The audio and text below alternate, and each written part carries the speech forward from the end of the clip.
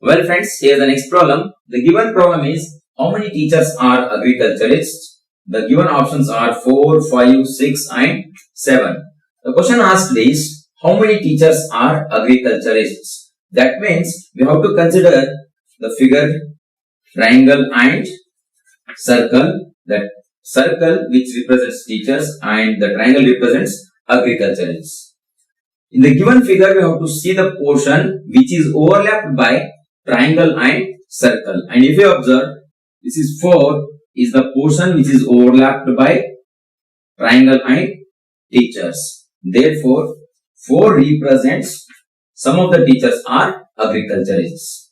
Okay, now let us check the given options. The first option itself is 4, therefore the first one is the right one. Well friends, we will see some more problems.